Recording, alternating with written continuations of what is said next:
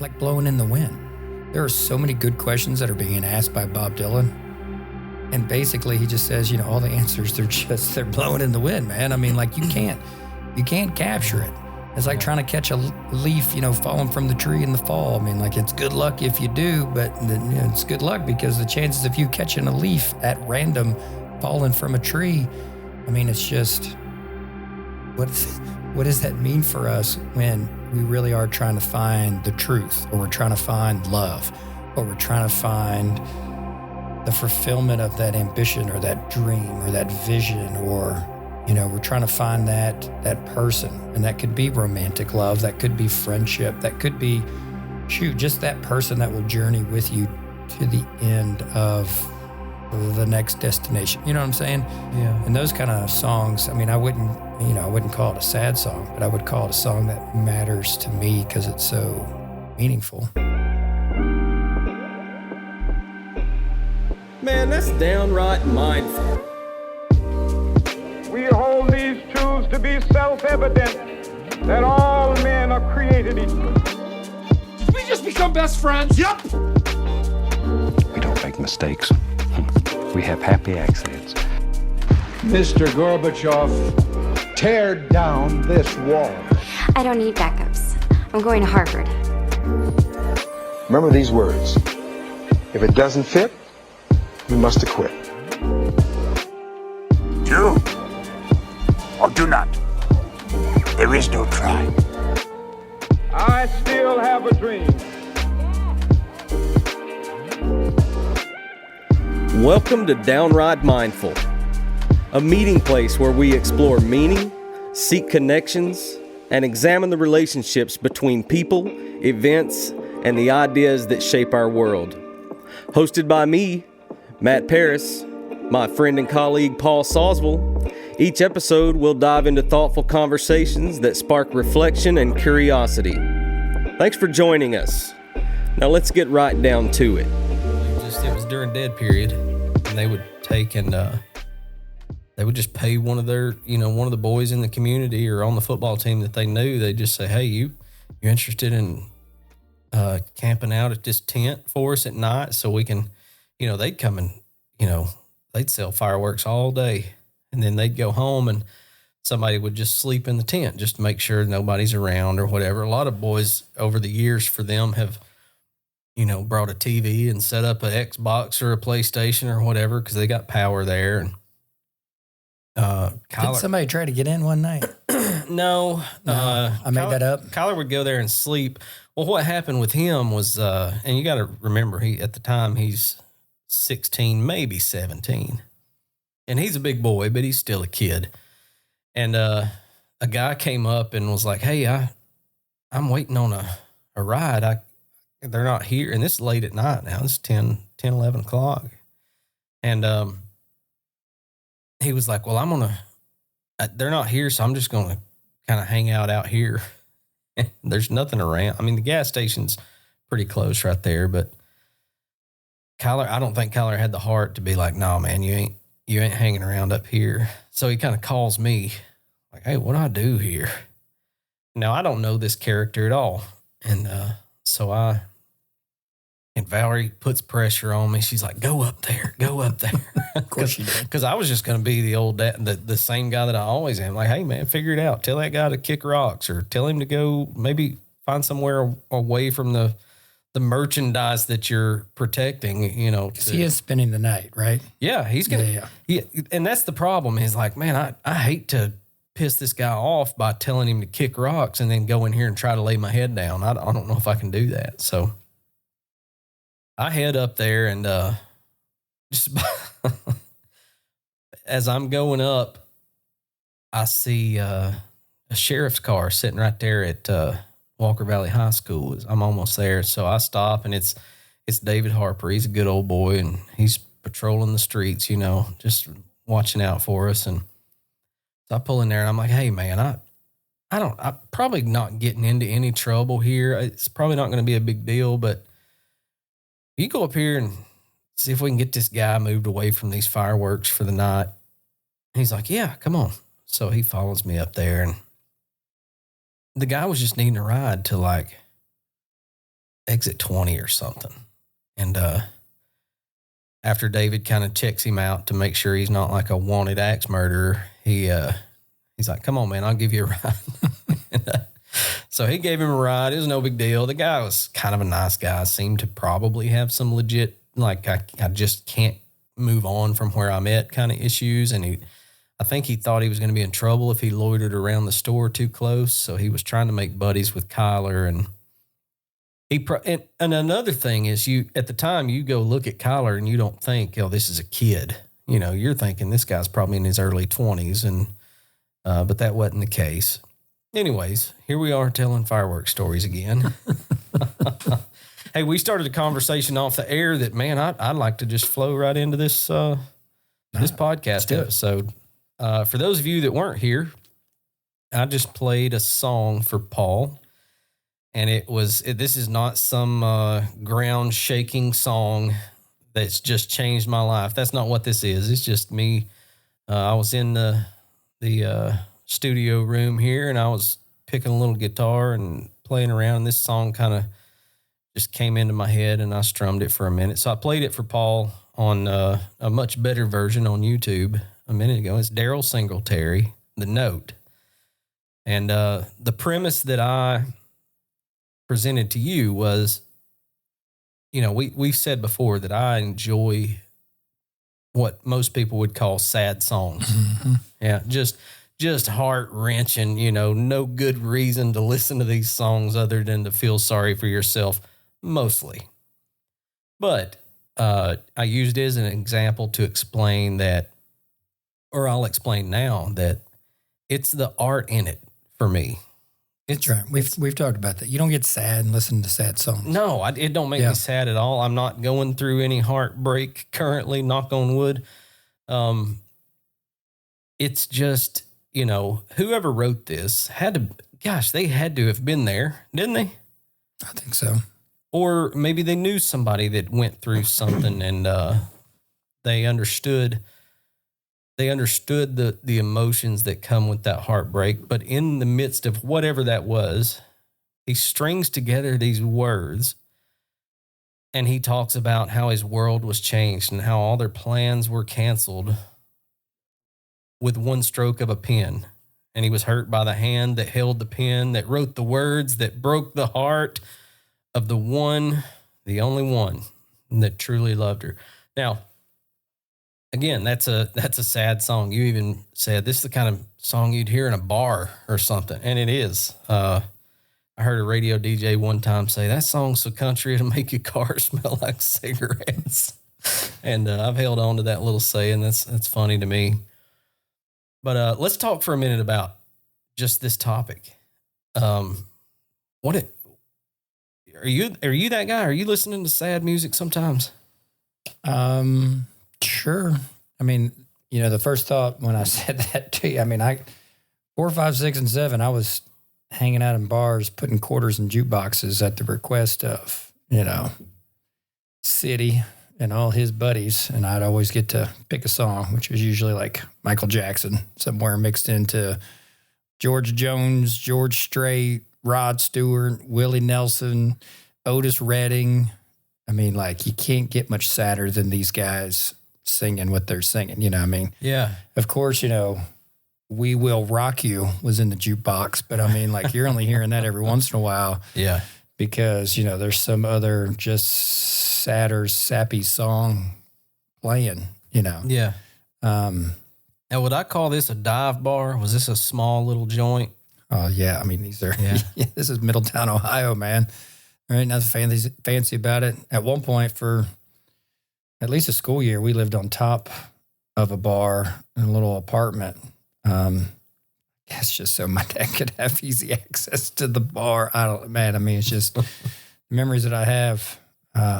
You think you just spent a lot of time in there, and at some point, somebody who was, you know, maybe part ownership of the establishment or something was like, hey, were you the guy that was looking for a place to live? Probably. I don't know. Well, that's where all his friends were. I mean, like, this is, I mean, but remember, this is a 6, 7-year-old. I'm trying to recall memories of, like, what in the world this adult life was like. Because my adult life can't connect, you know, in any sort of way. be able to relate. But I tell you what, a certain song will take me back to a certain place and a certain bar and a certain Miss Pac-Man game, you know, I mean, just, you know, playing some billiards and, you know, am I still listening to it now? Not much Rod Stewart or Willie Nelson, but I mean, Otis Redding is a big deal. Yeah. Still in my life. But yeah, I can appreciate it because it's just that ache. You know, we've had this conversation with songs and books and movies and shows, and give me peel off layer after layer after layer after layer. I want to feel something in this song, in this show, in this movie, or else, you know, I didn't enjoy it as much. Like, I don't want to be scared like my boy Seth does. He loves it, horror stuff. He loves that, doesn't he? We watched Nightmare on Elm Street last weekend together. Just so, did I tell you this last time we were together? You told me you watched Nightmare on Elm Street. That was about the end of it. Well, just so I just wanted to see if my 9-year-old self was still inside of me and was scared, and wasn't at all. So I don't want to feel stuff that way, but I want to tear up. Man, make me when I turn a page of a book, make me tear up. Yeah. I'm watching something and I want to feel it. So probably the best part is when a song just sneaks up on you and does it, you know, or that scene sneaks out. You didn't see that coming. That's some of my favorite stuff, man. Yeah. I think I'd rather cry than laugh in a movie, but I'd like to do both. But how many movies do that for you? I don't know. What's the last movie that made you do that? Tell me yours, I'll tell you mine, and it's going to make you laugh. Last movie? Man, I don't know off the top of my head. We just finished Yellowstone, Sarah and I. So, you know, these moments when you're tying things up, and, you know, there's this moment where, you know, Casey finally lands on a little plot of land for himself, and, you know, Rip does the same, and, you know, that kind of stuff. It's just, I put myself in those moments in this season of my life because I want my boys to land on their feet, you know, and I want to enjoy the back half of life with Sarah in some sort of way where we share something together, you know. So I mean that stirs some things. That's probably one of mine because I mean that was how much soul searching is Casey doing right now where you're at in Yellowstone? We're done. We finished. You're done with Yellowstone completely? Yeah. Mm-hmm. Oh, so you saw Casey like go through it. Yeah. Yeah, that dude became an interesting character in that show. Mm-hmm. I really enjoyed his character. Yep. You? Yeah, I can think of two distinctly because as we've discussed before, this doesn't happen often for me. You're not looking for it like I am. And it's always kids, man. It's daggone kids that get me. And I'm going to think of three. I'm going to give you three right now. And these are, one of them is me literally fist fighting myself in a movie theater not to burst into ugly tears. One of them was like overwhelming, and that's in the movie, I think it's, is it Courageous? You know the movies I'm talking about, these guys that made Flywheel and Facing the Giants and Kendrick brothers, right? The Kendrick brothers. That's their last right. names? Yeah. Hendrick? Kendrick. No, it's Kendrick. Yeah. Hendrick's motor racing, NASCAR. Yeah. Okay. Is it Courageous where, gosh, I'm going to spoil this for somebody. Is that Kirk Cameron? He's a firefighter. No, that's Fly. No, that's, what's the name of that one? Fireproof. Yeah. What's Courageous? Remind me. Courageous I've seen that one. There's some police officers. Yeah. They're police officers, and he has a daughter, and he stops on the side of the road at some point in the movie and dances with his daughter. Well, then later on in the movie, without saying too much, he stops on the side of the road by himself in the movie and dances with and in that scene, I felt it was one of those where if I would have let myself, if I would have tried to let out a little like peep, I would have burst into like scream cry. Humor me. Why do you hold that in? Oh gosh, I don't know. Would that be embarrassing? Yeah, I think so. For me, yeah, I think it would. Not because I feel it's a weakness or anything. That's not. I really don't. Or do I? Well, I mean, why would you be embarrassed? Do I subconsciously? Embarrassment is this other thing where you're only conscious of what other people think about you in that moment. Yeah, I really don't think there's anywhere in me where I would fear what someone would think about it. Okay. So you're not embarrassed to do it. Maybe it's just this idea I have of myself as this stoic, just unshakable human. Maybe there's some of that. I'll admit that. It's not true at all, especially in Is that your default to an emotional response is to go stoic? Oh yeah. Yeah. I can unplug my heart from the freaking wall and just stone in most cases. Now, that's not completely true because it takes action to do it. But I mean, there's times where,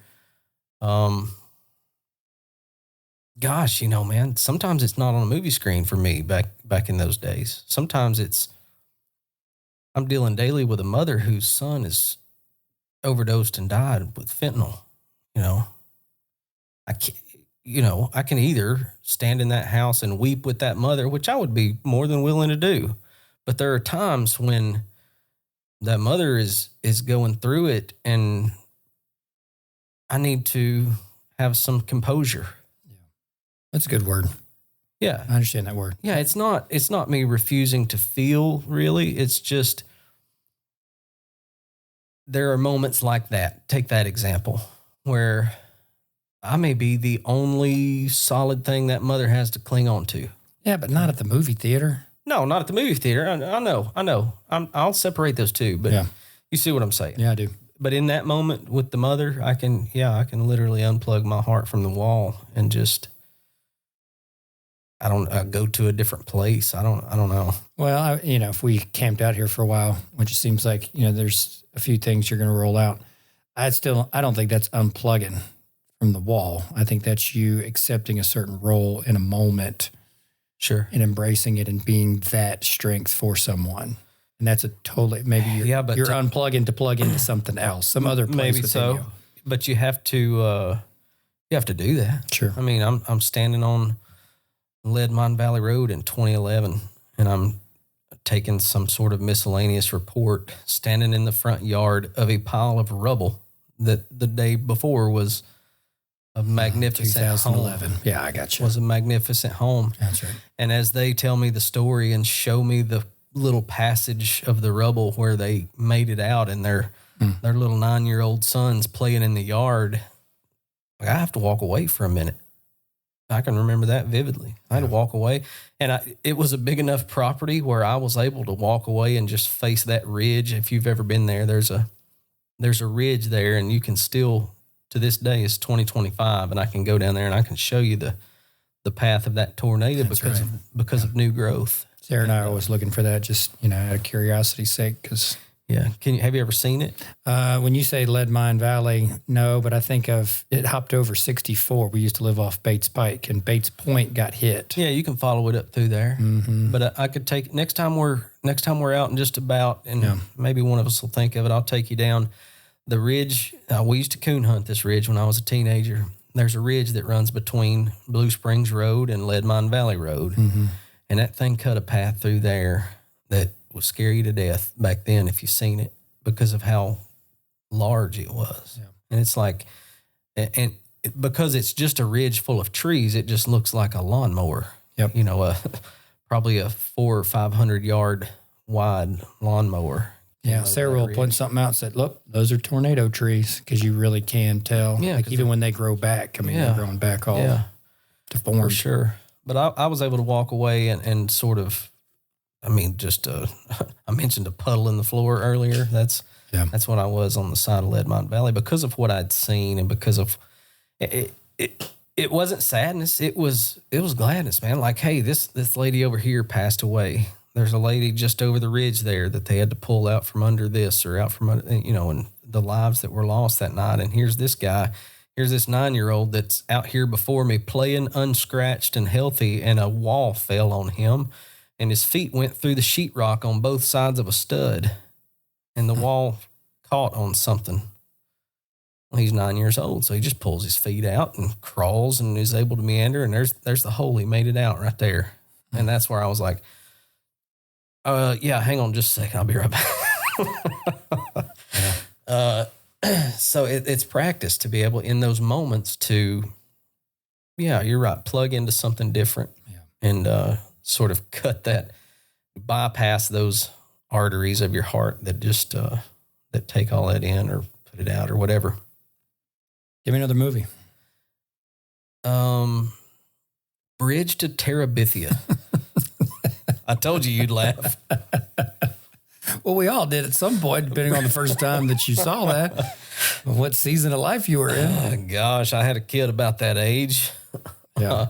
Yeah. You know, and that's why we were watching it. Kyler was young. It was the sweetest little movie. And I loved the relationship those kids had and the things they were doing out in the woods and just the whole thing. And then it blindsided me. I didn't see it coming. Nobody warned me. There was no label on the box of the DVD or whatever we were watching on. And I had absolutely not read the book. The third one's August Rush. August Rush is I could see I like that movie as well, but I could see for sure. It's a beautiful story. Yeah. But yeah, past that I don't that's pretty good though. I gave you 3. You didn't give me, you gave me Yellowstone. Well, yeah, man. Come on, Paul. What are you talking about? How are you going to shame me in this? That's my thing, man. What do you want me to say, like Schindler's List?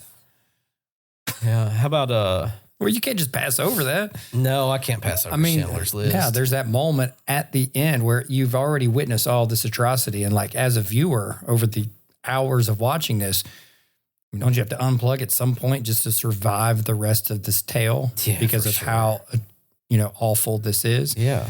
And then you get to the end based on a true story. And he's now realizing that he could have saved more. He could have done more. He could have. And he's going to spend the rest of his life. Shoulda, right? Yeah. If only I woulda, and it's that moment right there that, we all kind of, that's what makes his story universal in that last scene right there. Because for most of us, the Holocaust, there's very few folks that can put themselves in that space and go, yeah, I get that. So for most of us, it's just, it seems like fiction, but yet it's not. And that story needs to continue to be told. But to finally connect emotionally, it takes that last scene right there. But even beyond did you see The Green Mile? Yeah. Yeah. Yeah. So, that's fiction. That's Stephen King, for crying out loud. Yeah. But you get emotionally attached to these characters. Wait a minute. Did you say that's Stephen King?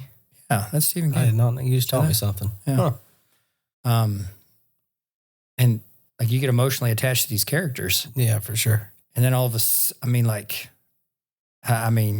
yeah. And that's fiction. And it's not even realistic fiction. You've got these scenes in the movie. It's like, what in the world just happened? Oh, yeah, it's Stephen King. Oh, that makes sense. And then it comes back to this day-to-day monotony. Tom Hanks keeps this story alive. You got all these other fascinating characters. And then this other thing happens again. But in the end, you're heartbroken, right? Yeah. Shawshank. He's climbing out, man. He's climbing out. And the first time you watch that, is he really going to make it? Because you don't know how it ends. We've all watched it 60 times on TV, right? Yeah. But if we can take ourselves back to the very first time we watched movies, we had no idea. No idea. And that moment when he's in that iconic scene that you see all the time and he's looking up in the rain, that'll get you. Spartacus broke me into a million pieces when I was just a boy. It was. I didn't see that coming. It's you could have had me name 1,000 movies. I know. Okay, it's not a well-formed. It wasn't I understand what's going on here, and I fell in love with this character. It was just a perfect example of me watching a movie I probably shouldn't have been watching. I was a little young for seeing all those men crucified on the side of the path, down through there. That was just too much for me. And Yeah, it broke me into a million pieces, and and then the Passion of the Christ sort of hit me in those same spots. Sure. That just that brutal, just enduring that in film. Yeah. That was rough. Yeah. How about songs? You got any songs that? So that's what I was looking at on my phone. I had to be reminded. So do you know the name Diane Warren, songwriter? I don't think so. I mean, maybe you do. Okay, so she's written songs for Celine Dion and Cher and Mariah Carey and Beyonce and Lady Gaga and Leanne Rimes and Michael Bolton. And so she's okay at this. I mean, on and on. So, I've told you before, Steven Tyler, Wow. NSYNC, Alice Cooper. Are you kidding me? Bed of Nails. Like, I'm just going through this list. Yeah. I mean, but she's been doing Milli Vanilli, Blame It on the Rain. She wrote that song, so it's so famous for, the lip syncing. But I mean, like, she wrote that song. Eric Clapton, Eddie Money, Justin Bieber, Santana. Just let me keep going because I have a membership. I told you to Masterclass. And so this documentary came out on Diane Warren. And so it was just like, all right. So she sings some of the saddest, sappiest songs. It totally connects to what we're talking about right now. And has never really been. There was this one relationship she had for like 8 or 9 years, but she even admits, like, I've never been in love. I haven't let myself be in love. I don't want to be in love. Why would someone want to be in love? You're just going to get yourself hurt. Yeah. So in the documentary, there's multiple. So how does she write these songs? From like I just said, Alice Cooper to Celine Dion, Justin Bieber and NSYNC. Yeah. I mean, like she's writing poppy love songs, and she's writing Leanne Rimes, super sad, go to this place in your heart songs. So how does someone who hasn't ever really felt romantic heartbreak write from a place like that? Now, part of the story is, she started going to like songwriting conferences when she was like 15, 16, 17, 18. She was already writing as a young person. Yeah. And then gets her chance where someone says, hey, yeah, I got someone for this song. Is she writing out of pain from a childhood? Which, in the documentary, they reveal some things. I mean, she was kind of that child growing up. But how do you write that many songs over decades that connect that deeply with that big of an audience without having experienced it? I mean, like, can someone's imagination and depth of soul, reach that far? I don't know. I'm really asking. Like, I'm asking you, songwriter. I don't know. I'd be interested to see, because my mind goes straight to like, well, or at least some of those songs probably not at a level to where if this was her first song, it would have been cut by Justin Bieber or NSYNC or something. Because there's this snowball effect of like, it's just like the Dean Dillon effect. He writes one song and George Strait cuts it. He's a lot more likely to get another song cut by George Strait or Toby Keith or some other country artist. Now, I wouldn't downplay that because you can't do it for that long and have songs that big and have a resume like that without writing some pretty high quality stuff. She's still writing today. It's crazy. But like to become that person in your industry. Yeah. To where I know I can just keep going back to this well. And they're going to come up with something of quality, and that kind of becomes their thing, becomes their specialty. Cher's If I Could Turn Back Time. If I could turn back time. Yeah. Remember Armageddon's theme song, I Don't Want to Miss a Thing? Shut up. I'm telling you, man. God. I mean, Tony Braxton, Unbreak My Heart. No. But, man. Gloria Estefan, Rhythm of the Night. All right, I'm going to take back everything I just said, man, because those are some bangers. Well, I mean, this is who she is. Yeah. but she just keeps, just I have this, I wish Derrick Kinsey were here because we had this conversation one time. He wrote a song about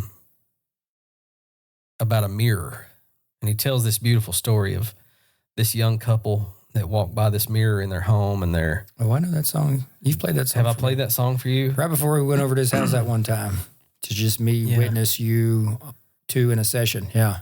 And this young couple are staring in the mirror, and they're singing into the hairbrush, and it's just imagery of them being young and in love. And then after a divorce, this guy comes in, and there's this mirror, and he can see his wife still in that mirror. His memory, he's going down memory lane. And Derrick was telling me one time that when he was recording that, he had someone come in and do a vocal track or something on it. And after hearing and singing or studying up on the song, they said, "Man, I'm so sorry this happened to you." And his beautiful wife, Beth, is sitting upstairs just as happy as could be. And he's like, "Hey, no, this has never happened to me. I don't know. Well, that's why I said the depths of someone's imagination. You don't have to be empathetic to write that way, but to be sympathetic. And I imagine, because I know Derrick Kinsey is connected to so many people in so many sincere, authentic ways. Yeah, that man, you just stay open to the world. You notice the world, and you take in that. And when you have an artistic expression, and that stuff just comes out in such a genuine way. Yeah, that's how I see him. Yeah, I'd say you're right. He just has the ability to empathize in such a way that he can go to those places. And I imagine that, let's say, in that scenario, Derrick's never been through a divorce, and hopefully never will. I don't believe he will. And but he can, in his empathy, when he's trying to go to that place, he probably, like, you're attaching that to something else, aren't you? Those emotions that would be required to sort of go to those places. Is there something painful in your past that you can sort of line up next to that and use as a guide? I think you have to. Yeah. But to ask him or to ask you or, to ask anyone, like, how intentional is it? Like, do you get an idea and go, yeah, I'm going to write this song around going down memory lane after a divorce? Like, does it start with that? Yeah. Or does it start with the mirror and the fun? And then where is this going to end?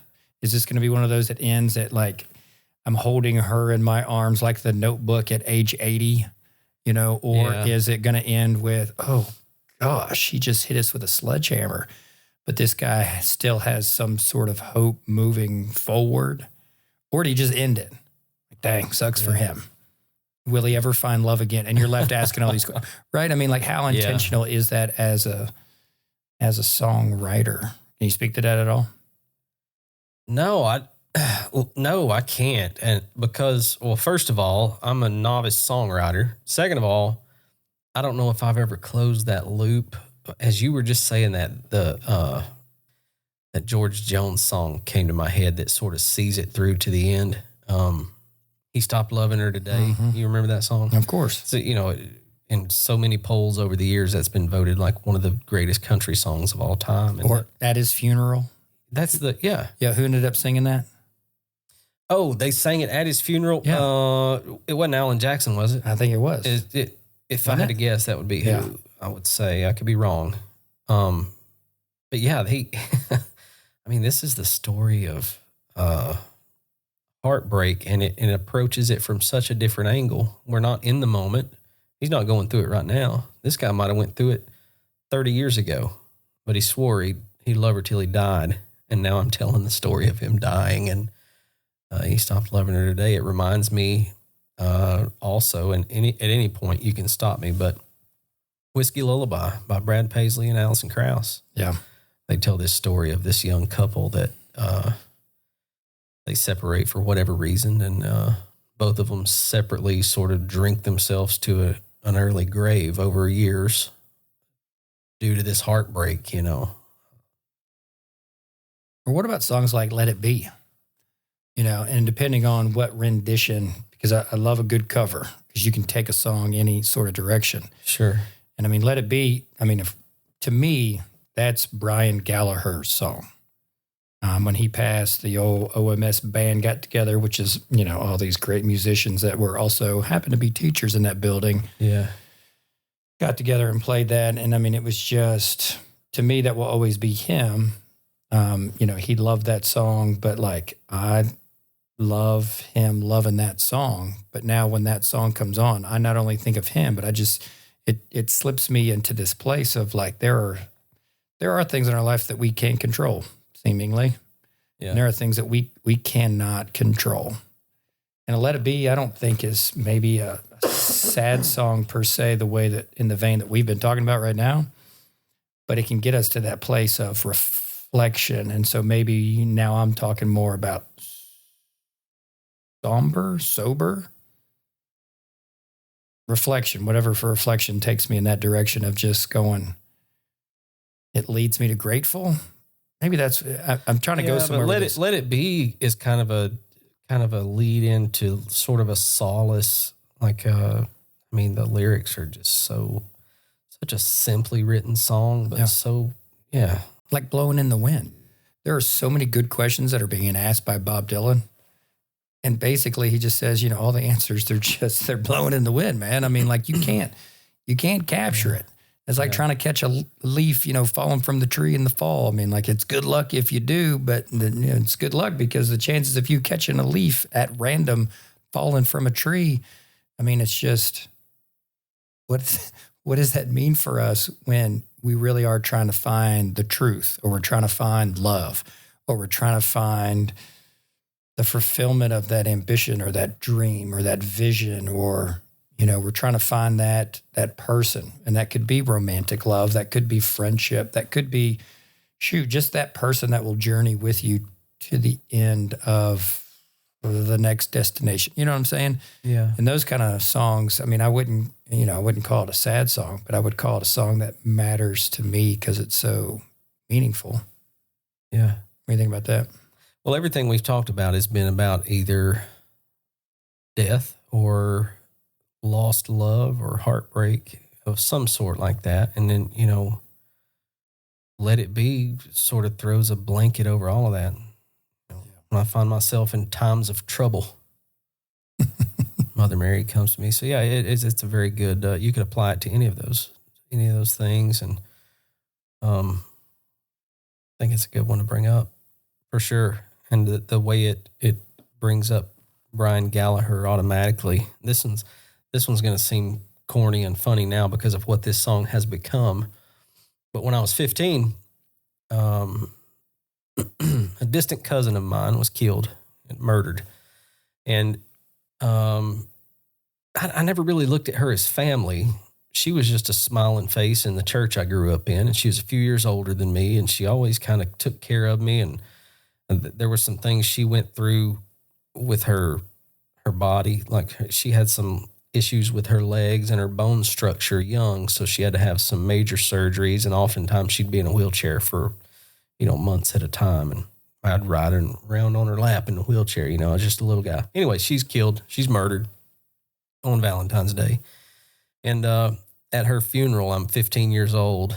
And for the first time ever, they play a pretty new Sarah McLachlan tune, In the Arms of an Angel, Far Away from Here.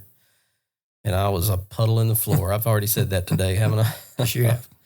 Yeah, that was without a doubt the last time that publicly I have just been a whole mess. So when that song, every dog commercial that comes on and they start playing that song, I think of Casey Higgins. I do. Yeah, for sure. And it, there's a whole song. Kenny Chesney did a good job writing a song talking about songs that are tied to memories and they take us to a different place. And we can, often even smell things when we hear them. And that's one of those. Even now, as corny as that song has become because of the dog commercials, and it's only used to sort of invoke emotion, I still think of that, though, that funeral. Are you going to tell the Casey Higgins story one day? Yeah, for sure. I will tell that one day for sure. Yeah, I'll, maybe on another episode we'll tell that story. It's a story I enjoy telling and sort of studying about, and I think it deserves its whole own conversation. So yeah, let's commit to that one day. Okay. All right, then if we're going to keep talking about sad songs, how about just bands that just make everything sound so, I don't know. I just remember when Jars of Clay came out. I remember them being. First of all, around. today is your birthday. So now we can do the math, and I am 6 years older than you. Okay. So when I say things came out and I'm like 19 years old, you're 13. Like, that's two totally different life phases. I mean, I'm in college, you're in junior high. So if I say Jars of Clay, I mean, like, did you pick up Jars of Clay later in life? Yeah, by the time I discovered Jars of Clay, they were sort of the old guard. I'm more of, by the time I'm in youth group as a teenager and going to Winterfest and those things, it's all, Newsboys and, what is it? Skillet? Is that right? Yeah. Well, Newsboys would still kind of be in this. Newsboys, DC Talk, Audio Adrenaline, Jars of Clay like breaks out and becomes kind of some mainstream. But then here comes Skillet, which Skillet will go mainstream too. But like that's... I just remember by the time I heard, what was Jars of Clay, like first big hit? It wasn't Jesus Freak, was it? No, that's DC Talk. That's DC Talk. Yeah. Jars of Clay. What's that song? There's one song. Liquid, I think is what it's called. Or it's from that album. Rain on my face. Yeah. So that's not Liquid, but that's on that same album. Flood. Yeah. There you go. Okay, so by the time I heard Flood, it was a favorite of all the kids older than me, Yeah. So, yeah. But then they came out with their next album. And so it just was so, it created this just different mood. And I loved it. And I still love it today. But it's kind of like, I don't even know if this is a parallel, but I just keep kind of jumping. I've been kind of thumbing through my playlists. Like, Zach Bryan, like a tone, a mood, a vibe. I don't know, pick a word and we could, kind of investigate a little bit more. Is that where you're going? Or I know a guy like you kind of appreciates the lyrics that are just saying something sad, the storytelling. So are you talking more music or are you talking more lyrics? Or maybe I'm going to throw this question back at you. Who does both?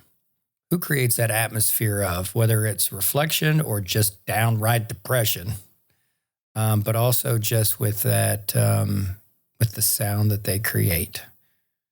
And can you get beyond country music and still have this conversation? Not well. Like not you personally? No, not me personally. Yeah. Now, country music, let's set country music to the side and call it one thing. But there's this vein of music somewhere between country and everything else where the Zach Bryans live, where the Tyler Childers lives. Jason Isbell lives in there somewhere because you can't really call him country. You can't call him rock and roll either. And I don't really know what you call the in-between. I have a playlist in my phone. I call it Americana. I don't know if that's a thing or not. But I don't know of any of those guys that are doing it like all the time. That's who they are. And I'm resisting talking Jason Isbell because every time we talk music, I bring him up. But dadgummit, man. I will say this. When I first heard or started to appreciate a Tyler Childers, it made me, his tone and his delivery of a song, including the writing of it, tied me to like conversations with my granddad about Hank Williams. Sure. He's just, you listen to him sing a song and you go, man, what did this world do to you? What happened to you for you to be able to not only write this, but to emote it in such a way it's just this perfect storm of like heartbreak that you just can't, you can't go to college and learn that. Okay, so is he a Diane Warren, who by her own profession says, she professes to never have been like in love? And maybe that's where that angstiness comes from, of never having experienced, and you can write from that place. Is it just a state of mind? I don't know, man. I think it's fascinating to even investigate. All right, let's spin it from this side. Let's pretend that Tyler Childers has never been addicted to opioids, or he's never worked in a coal mine, all these things he sings about. But let's pretend he grew up in a world where a lot of people were, and his attitudes start taking on the characteristics of those people he lives in. And I'm going to get cussed out by people my age for even saying this. But I got to mention the name Taylor Swift right now.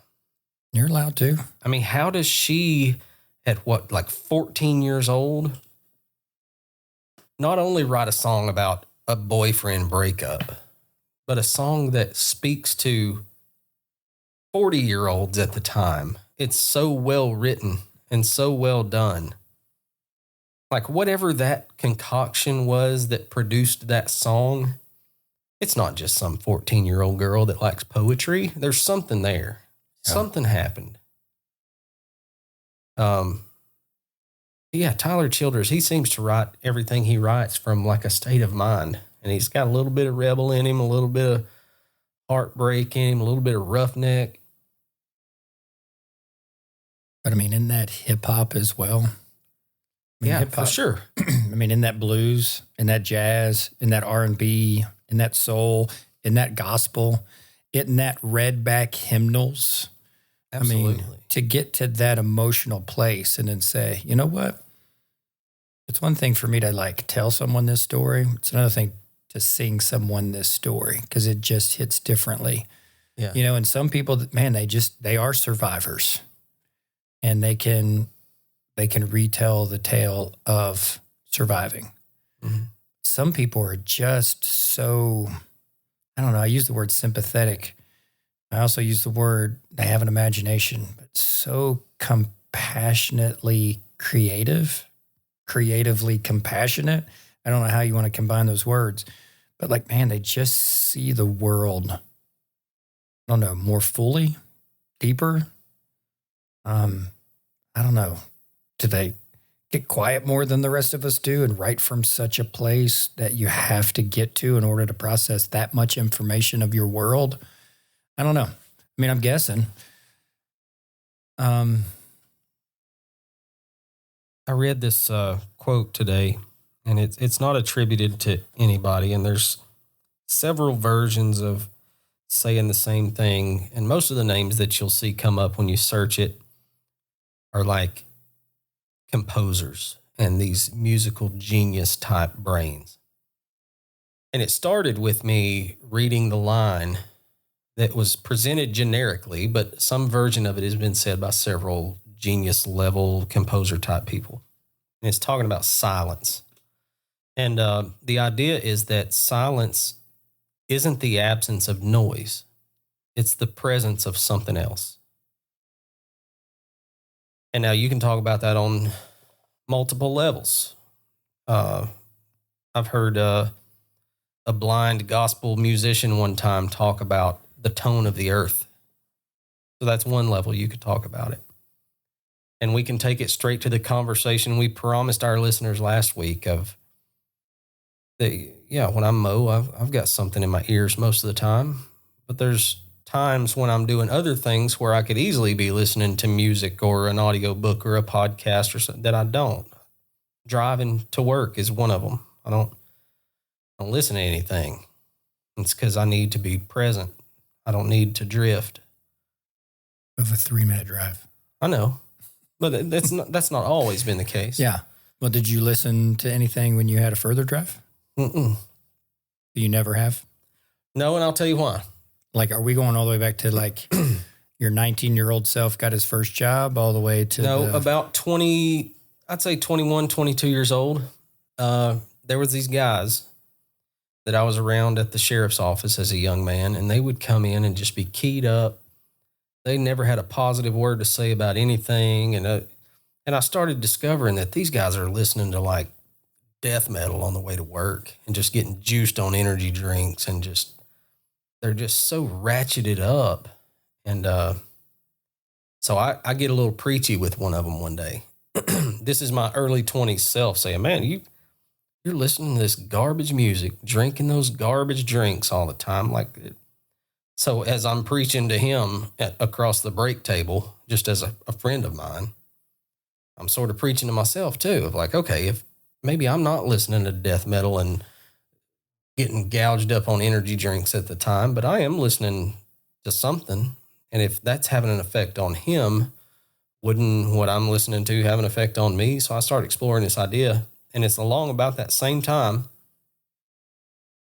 that my pastor at the time, Bobby Green, he's an old school country pastor, man. He was like working at a textile mill during the week and pastoring on the weekend and just doing it. Bivocational. That's what they call it. He was awesome, man. He's the guy that's in the trenches with you. He's not telling you how to do life from his office or his study at the church. He's working a full-time job. He's being a high-level pastor, and you can't get sick or have a surgery, but he's not showing up at the hospital, no matter if it's 3 counties away. He's that guy. He married Valerie and I. But Bobby starts telling a story about how for all of his life, just whatever local radio station he was listening to, that's just what you did. You got in the truck to drive, that radio station is just on, and it may be country and it may be gospel at times or whatever. But he told the story that the radio in his truck broke. And he went on to tie it to, there was some, he had some stories about how he had just got happy emotionally, just thinking about Jesus and thinking about his life and thinking about all these things. Imagine how a Southern pastor would tell this story. And, he's crying and praising the Lord on his way to work at times. But over time, it's his time. Like sometimes he's praying, sometimes he's thinking, sometimes he's just being and sorting life out on his way to work. And now he didn't tell me, turn your radio off. That's not what he said. He just told a story. And pair that with what I was going through at work, I just turned the radio off. Man. I never really turned it back on. I caught myself here about a year ago on my 3-minute drive, listening to a local radio station on my 3-minute drive to work. And after about a week or two, I was like, oh, what am I doing? I hate this. It just, even in just that 3 minutes, it just does something to my psyche. It just, I don't know. I don't like it. I prefer silence in the truck. Now, you take that, now I'm not driving to work. I'm just driving to, whatever, to my grandma's or to a ball game or whatever. Now, there are times I'll listen to something in there. Podcast, or it's rarely music anymore. I had a season here a while back that I was listening to music quite a bit. Not so much anymore. Music on the lawnmower most of the time. It's either music on the lawnmower or it's a podcast. And I could go, it might be music one day and a podcast the next, or whenever the next time I mow is. But maybe to tie that back to these songwriters, I think in that silence, you lean on who you are. It's rare that you steer a conversation on this podcast that you don't somehow come back to Christ in the story, some story of him doing something or saying something, because that's part of who you are. And it's rarely that I write anything that doesn't come back to that somehow, because it's become a part of who I am. Taylor Swift, in her bedroom at 14 years old, is somebody. There's a core of who she is. And it somehow fell in this vein that just produces these thoughts and these lines. Miss Warren, I would say, is the same way. Tyler Childers, same way. Now, that's not an answer. It's a speculation. And you can share your thoughts on that anytime you want. Well, I mean, when you brought up, the sound of silence, you didn't say it that way, but of course I thought of that song right away. Mm-hmm. And then I think of the scripture, be still and know that I am God. And that knowing is it's an experience. I mean, the core of that definition of that knowing is the experiential knowing. And I've always been fascinated with silence, solitude, right? And there's something that just stirs within. And I guess, maybe that is, artistic folks, whatever expression that may take. You have to go to those places, so you have to have solitude, you have to have silence, you have to embrace it. That whole meditation of Psalm 1, blessed is the man whose delight is in the law of the Lord and does meditate on it day and night. I mean, that meditation implies that, you're going to get silent, you're going to seek solitude, you're going to return to it again and again and again. And I think, that all those folks that you've just mentioned, they continue to return to that well of depth and meaning and humanity and connection. And they just build those bridges and invite all of us just to kind of cross over and consider it. And I think sometimes, you cross over a bridge and you stop right in the middle of it and you just plant yourself there for a while. You just watch the water go under the bridge. Bridge over troubled waters. Isn't that another song? So all this very rich imagery, it's got to be pulled from our experiences. But I think you're right. There are some people that are just built differently, wired differently. Or maybe they just seek more. Maybe they ask more. Maybe they knock more. Well, I don't think it's more. I think it just lends to whatever their craft is. Because I think if you're maybe if you're an entrepreneur, whenever you go to that place, you produce something, some thought inspires or influences whatever your next actions are. But you're not that person that writes down poetry and sets it to music. You innovate and you create paths in your business to increase your workflow or whatever that is. Or it may be that those painters, those artists that are painters, they're inspired during those moments and it affects. I've told you recently that, now I won't speak on a writer's muse or anything like that, but there have been several times over the past few weeks where my mind has been in the place of writing a story. And sometimes it's like pounding my head on a wall. And other times it's like things just fall out of the sky in my thoughts. And I begin to sort of piece it together in my mind. And it's mostly written before my fingers ever touch a keyboard. I think the Taylor Swifts and the Tyler Childers and the Diane Warrens they're working their craft. And that is crafted whenever they're down to just who they are, down to that silence, I guess, if we're going to go with that. And this equation, just in time in there as well. Because, that's, you listen to anybody, they're grinding away. They're grinding away. Grind, all the way down to finally you get to that gym. There's so much work to get to that place. And Sure. If you listen to Diane Warren on this documentary, she just shuts that door and she goes to work. And she doesn't write a gem every single day. No. But, you look at the body of her work, and there isn't a season, a year. I think she went on a 9-year stretch where she was nominated for a Grammy 9 years in a row. what in the world, you know? Yeah. But in order to do that, you have to just you have to have that element, and you have to just spend that time. You got to do the work of creating something that ain't real good. And you got to keep doing the work to where it finally gets there. But like, then there's that other thing. Is that a thing?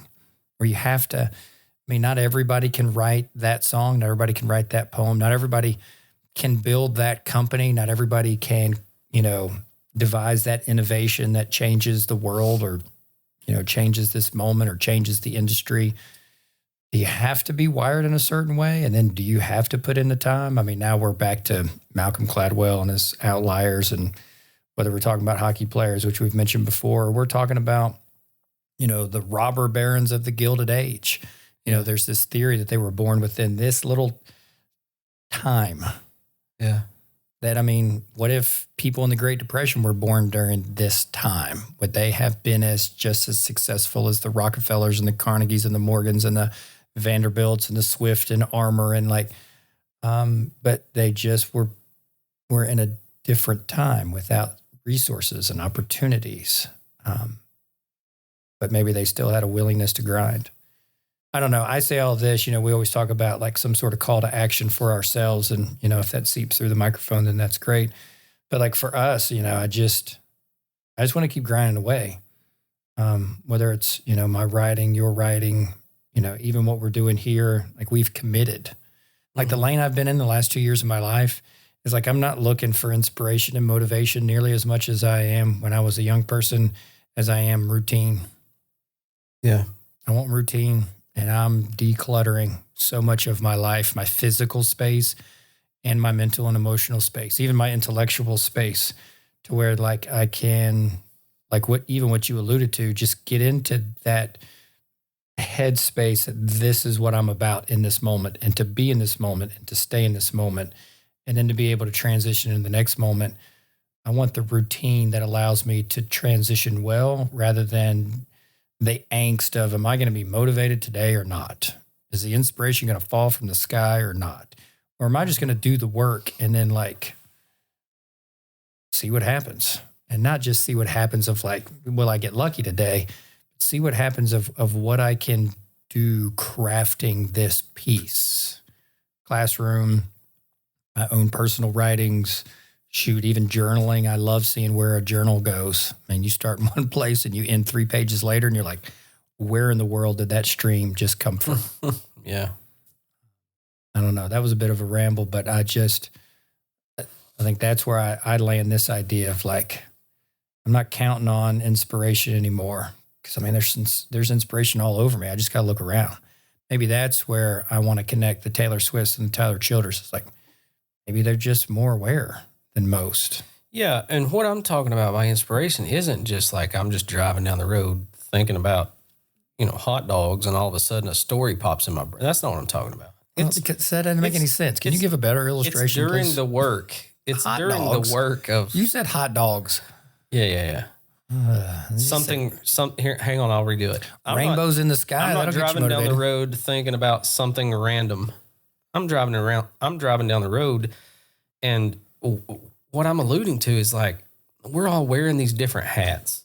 You got 7 different hats happening all the time on you. And we talk about this all the time. How many, let's just talk to the history teacher for a second. How many things are you creating and trying in your classroom compared to things that become a part of your classroom experience all the time? You know what I'm saying? Things that I try but don't work, and so they don't stick around. Yeah, things that you go, you know what? Last time I didn't love it this way, so I'm going to tweak it a little bit. I'm going to do it. That's the work. That's the work of being a good teacher. Yeah, but I'm taking that illustration and I'm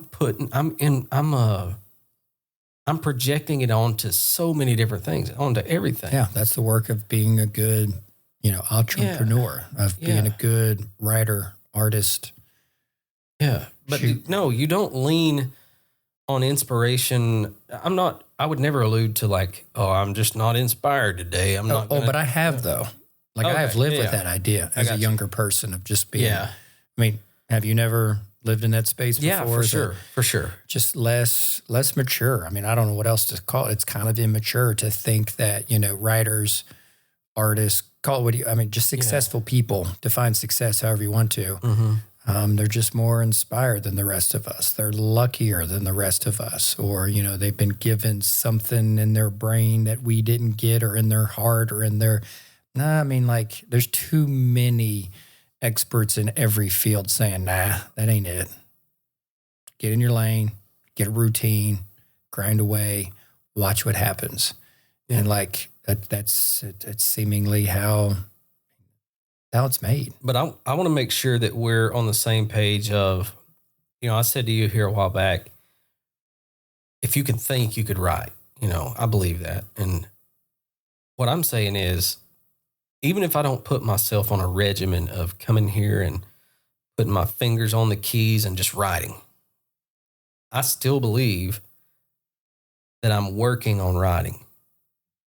Now, this is an idea that my ancestors would have scoffed at. But I'm a person now that time alone, that silence, that's work for me. Because I'm not thinking about Facebook or Instagram or Snapchat like some of the kids that we deal with in the class every day. Or adults, sadly, yes, adults. What I'm talking about is when that inspiration comes, it's through hours of contemplation. Yeah. Almost said scheming and plotting in my mind and trying to piece together a story. Sure. Yeah. But the contemplation of, yes, and that's where I allude to, like, sometimes when I say it's like pounding my head on a wall sometimes, I don't want you to picture me in here pounding away at a keyboard and I just can't make the words fit together like I want them to. It's, okay, what does this story say, or what is being said through this story, and how does it tie to this, or how is it structuring? Sometimes that's like staring at a bunch of numbers on a wall that are just floating around in space, and it's confusing, and it's... Now you're talking Severance, which you still haven't watched on Apple. I haven't. But imagine sometimes this. It just lines What up. if Matt Paris 6 years from now isn't teaching, but he is pounding on a keyboard 6 hours a day? Like that's the image, the vision that I want to give to you right now. Like, what would come out of you being that? Because in order for you to be that 6 years from now, you got to be doing what you're doing right now with all your spare time, which is what you're doing. Like, you are full time in this life that you've got going on right now. And it ain't full time writing, but like for everyone that listened to It Is Well With My Soul on your Facebook page, please go check that out. 17 minutes. It'll make your day. Shoot, it'll make the season of your life you're in it'll make you grateful. But what if you were gifted, given, or you just snatched it for yourself? You took that chance. You took that risk like every other published person, and you did. But I'm going to argue the other side of like, the Atomic Habits guy who talks about, if you ain't got 6 hours, well, how about 60 minutes? And if you ain't got 60 minutes, well, how about 12 minutes? And if you do something for 12 minutes a day, 26 out of the next 30 days, you've got something. And that's what I'm watching you do right now. And that's what I'm doing right now. And that's what I'm watching Seth doing right now as he writes as a full-time student. Mm-hmm. But on the side, this is what he's doing. And so many other folks' stories look like this. There's just this thing within your heart. Now, I'll call this inspiration. You can call it whatever you want. But this stirring within inside of you that I can't deny it any longer. So I'm going to give it an outlet. Because if I don't get an outlet, then I'm going to just be restless all the time. Sure. And restlessness without an outlet, man, that's angst. And that angst now spills onto everybody else that's around me. And now my life, man, it just ain't what it could be. And it may not even be good.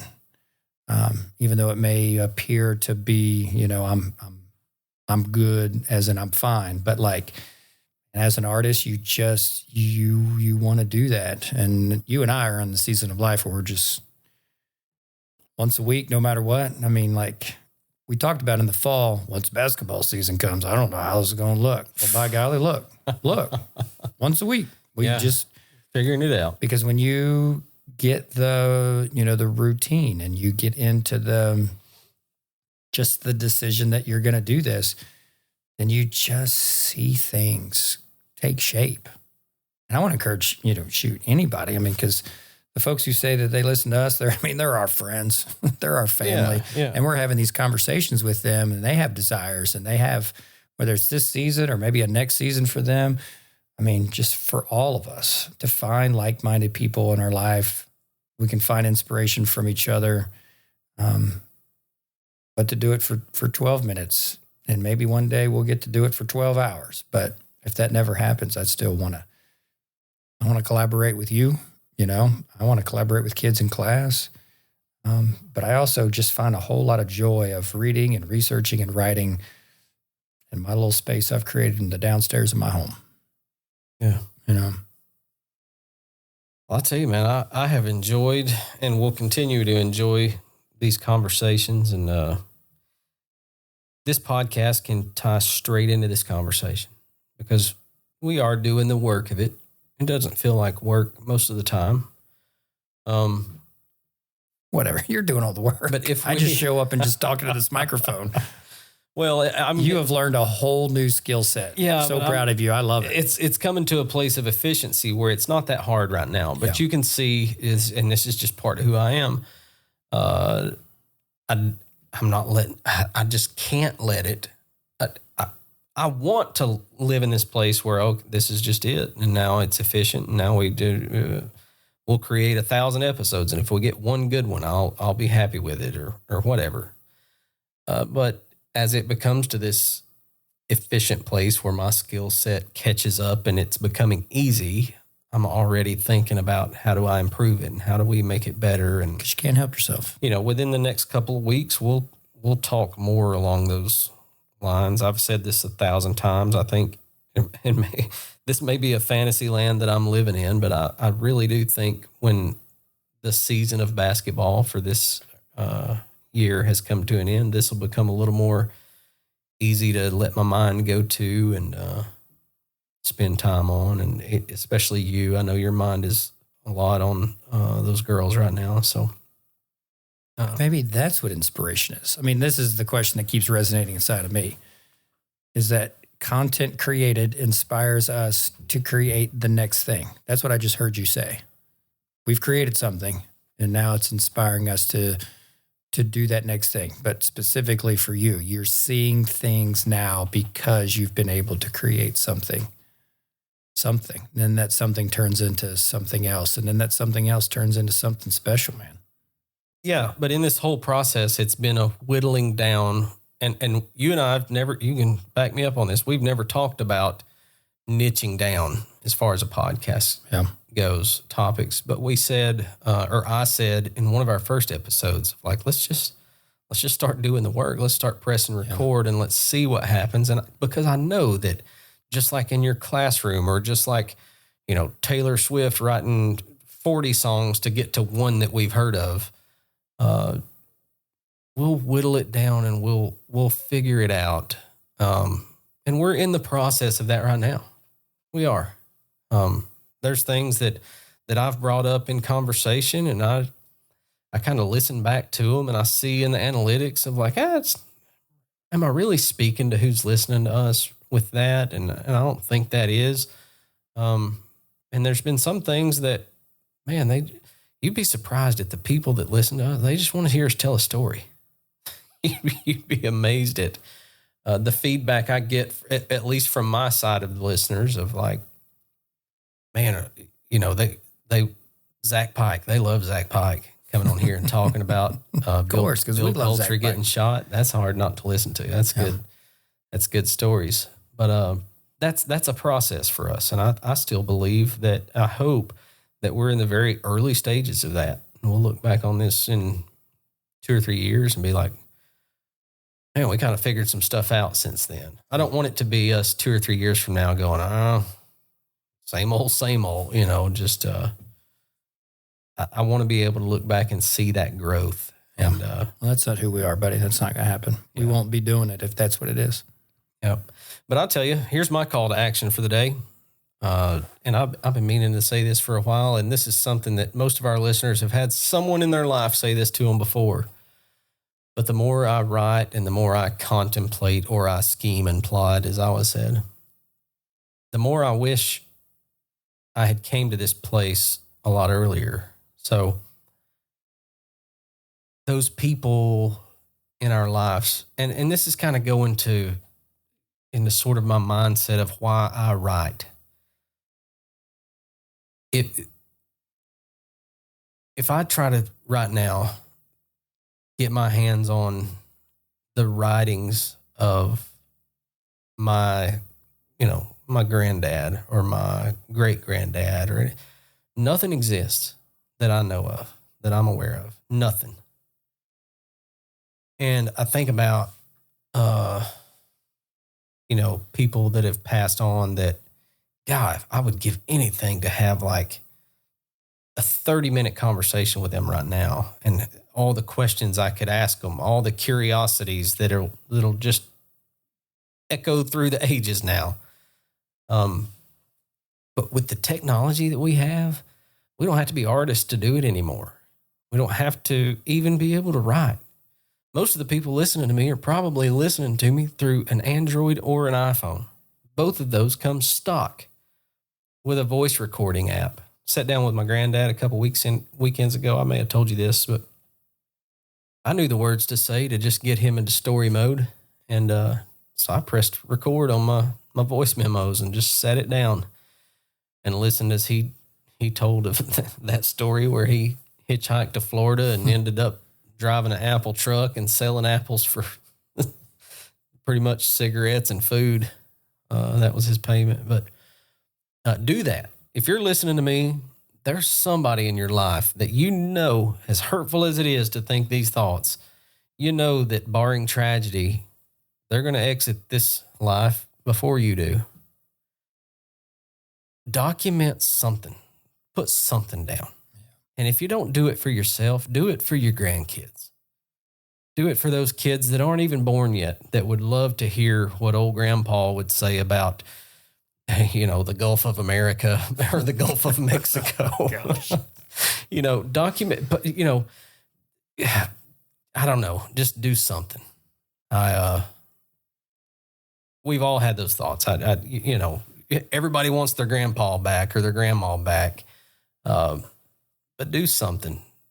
I'm writing stories that happen in my life and experiences that I've had, and I have no ambition for it, really.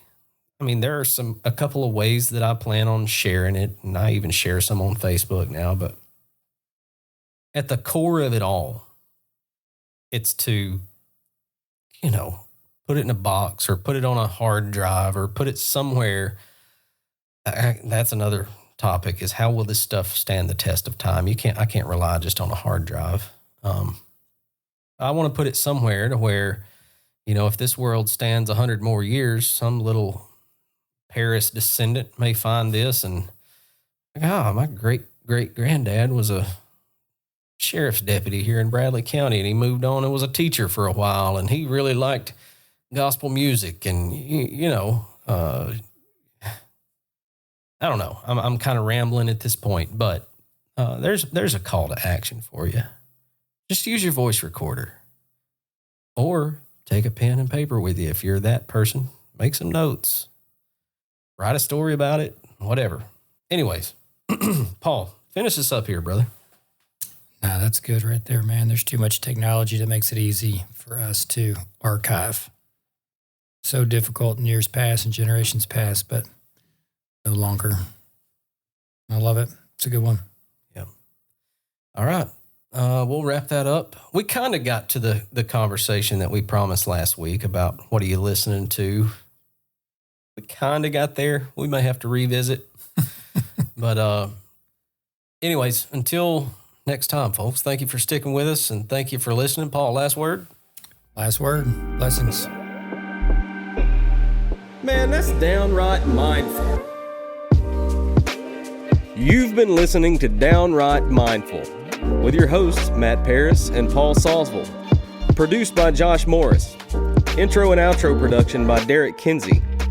You can find us wherever fine podcasts are downloaded. Thanks for listening.